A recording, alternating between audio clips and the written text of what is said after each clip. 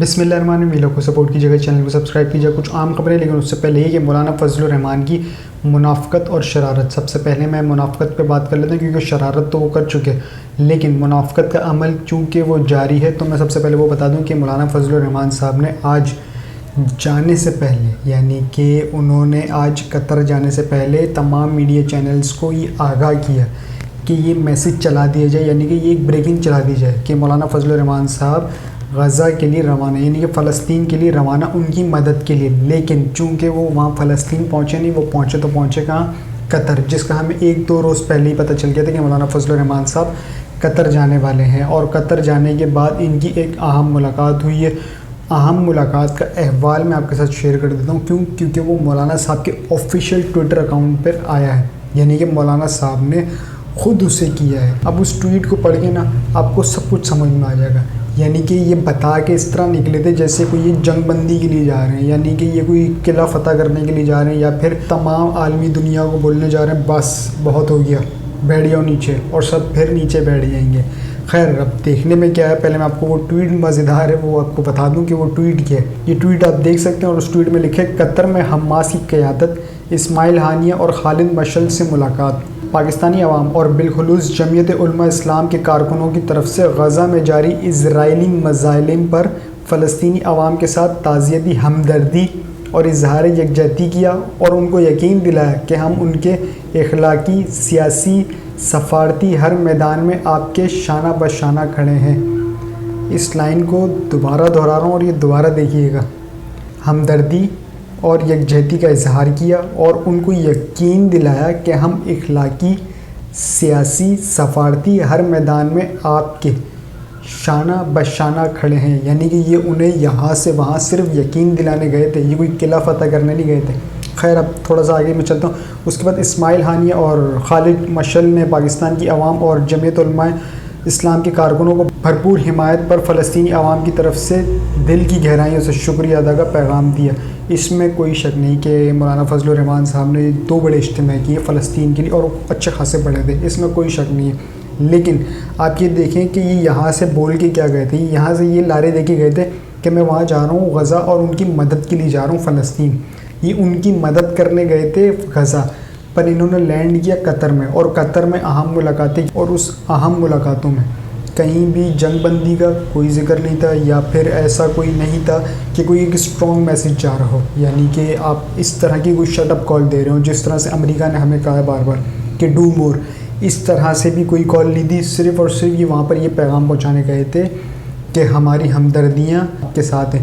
تو حضور وہ آپ نے یہاں پہ بیٹھ کے بھی بول دیا تھا, یعنی کہ جب آپ نے 2 بڑے اجتماع کیے تھے, اس میں کوئی شک نہیں, میں نے پہلے بھی کہا, تو وہ جو آپ کے جو اجتماع تھے نا, وہ پیغام آپ کا پہنچ چکا تھا کہ پاکستان, جمعیت علماء اسلام اور پوری قوم, میں بطور پوری پاکستانی قوم کی بات کروں کہ پوری پاکستانی قوم فلسطینی بھائی بہنوں کے ساتھ ہے, کہ فلسطین کے ساتھ ہے. یہ اس میں کوئی شک نہیں تھا. لیکن کسی ایک مسلمان کو وہاں پر جانا بہت ضروری تھا, اور وہ مسلمان پھر گیا. اب وہ وہاں تو نہیں گیا. اب اس میں صرف ایک ہی لفظ میں بولوں گا, وہ بھی انورٹڈ کاماز میں, کہ شرم تو تم کو مگر آتی نہیں. یہ وہی شخص ہیں جو اسلام کے سرٹیفکیٹ بانٹتے ہیں. اب ہمیں بھی یہی لگا کہ شاید یہ جب وہاں جا رہے ہیں نا, تو یہ شاید اسرائیل میں اسلامی سرٹیفکیٹ بانٹیں گے اور پھر جنگ بندی کریں گے. لیکن اس کے بالکل برعکس ہوا, انہوں نے صرف ہمدردی دکھائی, اور پچھو اب یہ بھاگنے کی کریں گے اور آنے کی کریں گے. کیوں؟ کیونکہ زیادہ کچھ کر نہیں سکتے, چونکہ امریکہ کے پٹھو ہیں. تو امریکہ کا پٹھو اتنا ہی کر سکتا ہے جتنا اس کو ایک حد تک کہا جائے. ایک حد سے آگے امریکہ کبھی کسی کو جانے نہیں دیتا. چونکہ یہ غلام ہیں, تو امریکہ نہیں چاہے گا کہ میرے غلام مجھے آنکھیں دکھائیں. تو غلام ہمیشہ غلام رہتا ہے. تھوڑا سا میں اس طرف آ جاتا ہوں کہ فلسطین کس کی راہ دیکھ رہے ہیں. اگر یہ اپنے ذہن میں یہ چیز رکھتے ہیں کہ فلسطین اس مسلمان کا انتظار کر رہا تھا کہ یہ مسلمان آئے گا, ہمدردی کرے گا, جنگ بندی کی کوششیں کرے گا, تو بہت ہی کچھ ہو جائے گا. لیکن نہیں, فلسطین, میں نے ماضی کے ویلاگز میں بھی آپ کے ساتھ چند ٹویٹس شیئر کیے ہیں اور پروف کے ساتھ شیئر کیے ہیں. فلسطین جس سے یاد کر رہے ہیں نا, جس سے پکار رہے ہیں, وہ ہے یہودی ایجنٹ. اور وہ یہودی ایجنٹ جو کہ قیدی نمبر 840 سے قیدی نمبر 943 ہے, اور ابھی ایڈیالہ جیل کے اندر ہے. یعنی کہ فلسطین پکار رہا ہے صرف اور صرف عمران خان صاحب کو. کیوں پکار رہا ہے, اس کی وجہ میں آپ کو یہ بتا دیتا ہوں. کیونکہ جس طرف یہ جنگ جا رہی ہے نا, اس میں ایک اسٹرانگ لیڈرشپ کی ضرورت ہے. اگر آپ ترکی کو دیکھ لیں، طیب اردوغان کو، تو ان کی ایک اسٹرانگ موقف ہے. آپ سعودی عرب کو دیکھ لیں، مجھے سعودی عرب سے توقع نہیں تھی، معذرت کے ساتھ. خیر میں بولتا نہیں ہوں کسی ملک کے حوالے سے، کوئی بھی بات میں نہیں کرتا، لیکن مجھے اس ملک سے اس طرح کی توقع نہیں تھی. لیکن جو انہوں نے سٹینڈ لیا نا، ایون کہ میں شاکڈ ہوں، اور میں کیا جتنے بھی ہوں گے یقیناً وہ شاکڈ ہوئے ہوں گے جو اس چیز کو زیادہ بہتر جانتے ہیں، فارن پالیسی وغیرہ کو. ان کا بھی ایک اسٹرانگ میسیج گیا ہے، اور ان کا غالباً سب سے پہلا گیا تھا اور سب سے خطرناک اسٹرانگ میسیج کیا تھا. اس کے بعد ترکی نے تو اپنے سفارتکاروں کو بولا تھا چلو بھائی آ جاؤ. خیر اب عمران خان صاحب کو جو پکارا جا رہا ہے، وہ کیوں پکارا جا رہا ہے؟ کیونکہ اس پوری جنگ میں نا ایک اسٹرانگ لیڈرشپ کی ضرورت ہے. اور اسٹرانگ لیڈرشپ وہ جو کہ کوئی بات کر سکے، جو جب کوئی بات کرے تو اس کی بات سنی جائے اور اس کی بات کو کبھی بھی رد نہ کیا جائے. یعنی کہ اگر آپ عمران خان صاحب کو لیں تو عمران خان صاحب کی بات عالمی دنیا میں سنی جاتی ہے، چاہے وہ ان کے UN کی اسپیچ ہو. اگر آپ کو یاد ہو، انہوں نے جو UN کی اسپیچ کی تھی بطور وزیر اعظم، ایک وہ ہو گئی. اس کے علاوہ جب وہ وزیر اعظم نہیں بھی تھے اور تھے، تو انہوں نے فلسطین کے حوالے سے مختلف مقامات پر آوازیں اٹھائی ہیں. تو فلسطین کو ایسی قیادت کی ضرورت ہے پاکستان سے. ایک تو پاکستان کی ہمدردیاں ان کے ساتھ ہیں، پاکستان بطور ملک فلسطین کے ساتھ ہے. ایون کہ اس میں کوئی دو رائے نہیں کہ اب تو ہمارے army chief general Asim Munir صاحب نے بھی ایک کانفرنس میں کہہ دیا تھا کہ پاکستان فلسطین کے ساتھ ہے. تو اس میں کوئی دو رائے نہیں ہے کہ ریاست نے خود کہہ دیا ہے کہ پاکستان فلسطین کے ساتھ ہے. خیر اب اسٹرانگ لیڈرشپ کی بات کی جائے تو لیڈرشپ وہی بول سکتی ہے جس کا جینا مرنا اپنے ہی ملک میں ہو، اس کا کوئی باہر اسٹیک نہ ہو، یعنی کہ وہ کسی کا وہ پٹھو نہ ہو. تو وہ کوالٹی صرف ہمارے یہودی ایجنٹ میں پائی جاتی ہے، نہ کہ ان مسلمانوں میں. ان مسلمانوں کا کام جو ہے نا صرف دو چیزیں ہیں، ایک اپنا پیسہ باہر ٹرانسفر کرنا، دوسرا اسلام کے مذہب کے یا پھر کردار کشی کے سرٹیفکیٹس بانٹنا. اس کے علاوہ ان کے پاس کوئی دوسرا چورن منجن ہے نہیں. تو دنیا ان کو نہیں سننا چاہتی. کیوں؟ کیونکہ یہ ایک بزنس مین ہے، یہ ایک پولیٹیکل لیڈرز نہیں ہے، یہ صرف اور صرف ایک بزنس مین ہے.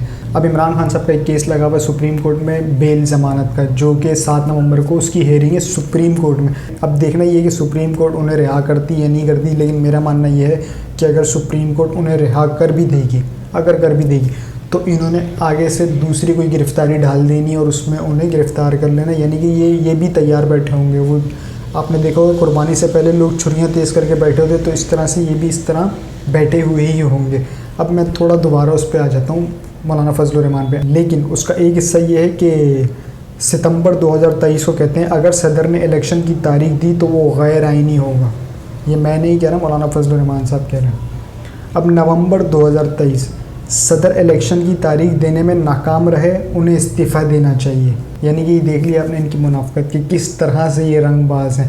اب یہ کوئی پہلی بار نہیں ہوا ہے، اس سے پہلے بھی ہو چکا ہے. یہ ایک جلسے میں کہہ چکے ہیں کہ مجھے اچھا نہیں لگے گا کہ میرا مخالف ایک جیل کے اندر ہے اور میں الیکشن لڑوں، یعنی کہ اس کو بھی باہر ہونا چاہیے.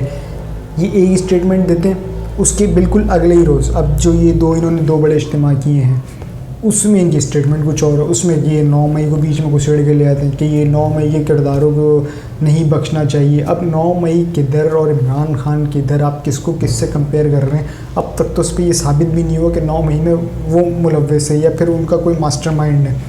ہاں بظاہر صرف پریس کانفرنس، زبردستی کی پریس کانفرنس سے کہیں سے بھی ثابت نہیں ہوتا کہ عمران خان صاحب 9 مئی میں ملوث ہیں. اگر آپ 9 مئی کی زبردستی کی پریس کانفرنسز ہٹا دیں تو پیچھے پلے بچے کیا؟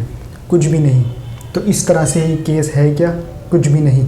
آگے چلتے ہیں. پلانٹڈ انتخابات سے قبل ایک کریک ڈاؤن شروع ہو گیا، یعنی کہ ایک طرف انتخابات کا اعلان کرتے ہیں اور دوسری طرف کریک ڈاؤن شروع کر دیتے ہیں. PTI کے متعدد رہنما جو ہے انہیں گرفتار کر لیا گیا اور کچھ جگہوں پہ چھاپے مارے جا رہے ہیں ان کو گرفتار کرنے کے لیے. آج جو کہ مانسیرا میں ایک کنونشن تھا PTI کا، ان کو وہ تک نہیں کرنے دیا گیا. ان کا اسٹیج اکھاڑ دیا، ان کی کرسیاں اٹھا کے لے گئے اور وہاں سے بھی کارکنوں کو گرفتار کر کے لے گئے. تو یہ تو ایک حال ہے.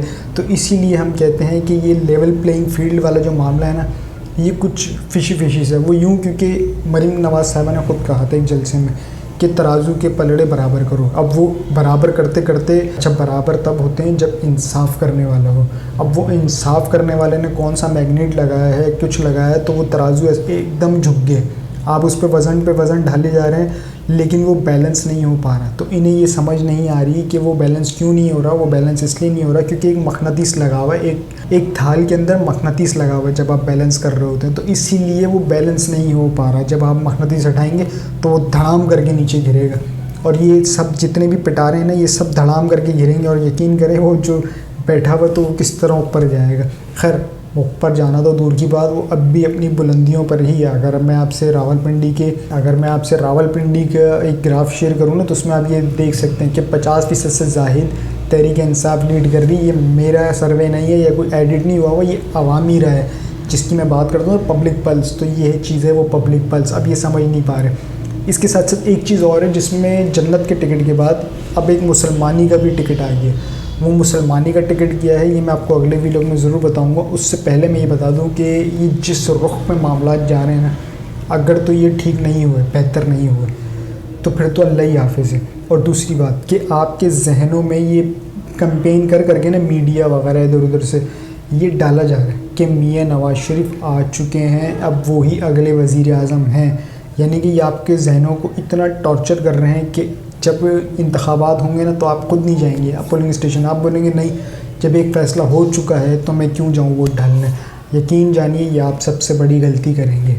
اگر آپ ووٹ ڈالنے نہیں گئے تو یہ آپ کی سب سے بڑی بھول اور غلطی ہوگی. کچھ بھی ہو, یہ آپ کے دماغ سے کھیل رہے ہیں, یہ آپ کو اپنی طاقت سے شکست دے رہے ہیں. آپ کو اپنی طاقت سے ان کو شکست دینی ہے, اور آپ کے پاس صرف طاقت ہے ایک ہی, اور وہ ہے ووٹ کی طاقت. آپ ووٹ کی طاقت سے سوچیں کیا کچھ نہیں کر سکتے. یعنی کہ اگر اس میں اول تو بلہ ہے, اس میں یہ یاد رکھیے گا, بیلٹ پیپر میں بلہ ہے. ایون اگر نہیں بھی ہوتا, بہت ممکن ہے کہ نہ بھی ہو, اگر تو بلہ نہیں بھی ہوتا تو پھر اس کے طریقہ کار بہت ہیں. آپ نے اپنا ووٹ ضائع کرنا, یعنی کہ شیر بنا ہوا ہے, تیر بنا ہوا ہے, یا دیگر کوئی نشان بنے ہوا ہے, اس پہ 2-3 ٹپے مار کے بیلٹ باکس میں ڈال دینا ہے. اس کا مطلب ووٹ ریجیکٹ کاؤنٹ ہوگا. وہ کس کا؟ عمران خان صاحب کا. تو اس طریقے سے آپ نے کرنا ہے, لیکن ووٹ لازمی ڈالیے گا. اپنا ووٹ ضائع نہیں کیجیے گا, اس طرح ضائع نہیں جو میں بتا رہا ہوں. یہ تو تب ضائع ہوگا جب بلے کا نشان نہ ہو, لیکن ووٹ ڈالنے ضرور نکلیے گا. کیونکہ ووٹ ایک امانت ہے, اور اس امانت میں خیانت نہ کیجیے گا. اب تک کے لیے اتنا ہی. اپنا اور اس چینل کا خیال رکھیے گا, چینل کو سبسکرائب ضرور کیجیے گا. اللہ حافظ.